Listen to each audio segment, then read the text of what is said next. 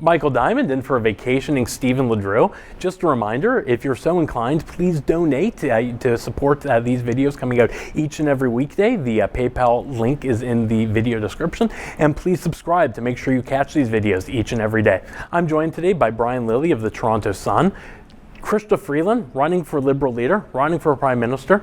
And she put out a very odd video, Brian, where she's making it very clear that Donald Trump doesn't like her. And that might be very popular with the Liberal base and the Liberal members who are going to select the next leader and the temporary Prime Minister of Canada. But is that reckless for the job she's seeking to be running against the president of our largest trading partner? Can I just point out before I get to that for more than 2 years, I've been hearing Liberals say, nobody runs to be Prime Minister because of Pierre Poilievre's video. And now what are they all doing? They're running to be Prime Minister because if they become Liberal leader, they're Prime Minister.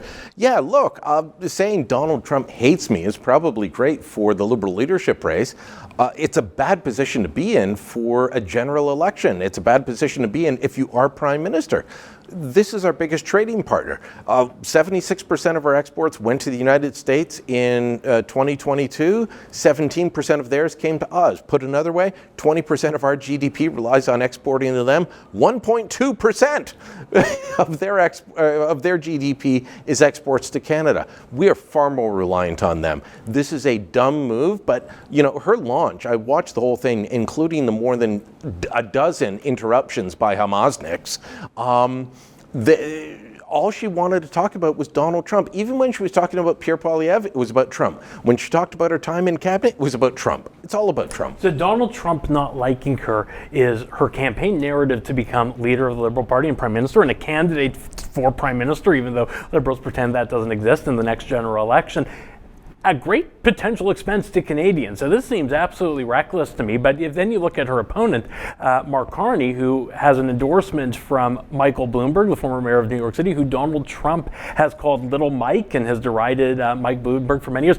Are we damned if we do, damned if we don't with these two? Look, we shouldn't be picking our political leaders in this country based on who Donald Trump likes and doesn't like. Well, but Liberals once said we should pick our Prime Minister based on who Barack Obama likes. Yeah, but this is true. I don't want to get to that point, but the two top Liberal candidates are George Soros's protege, Chrystia Freeland, and Trump doesn't like Soros and he doesn't like Freeland, or Michael Bloomberg's buddy from the Global Financial Net Zero Alliance, which is now falling apart.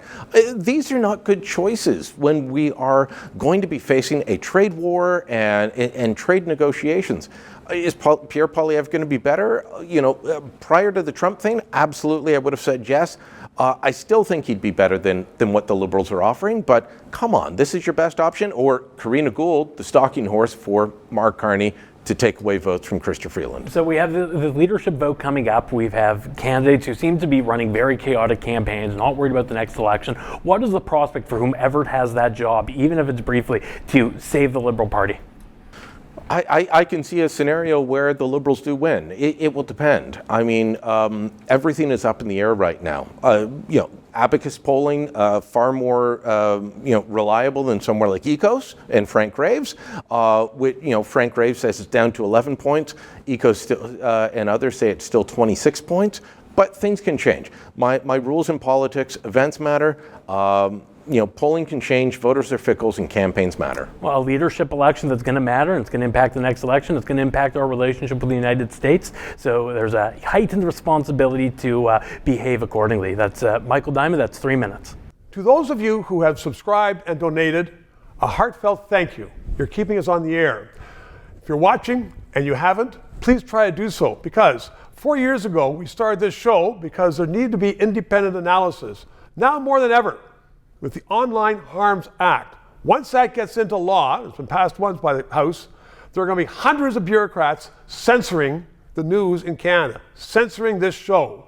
We need to keep it on the air. Thanks for your support.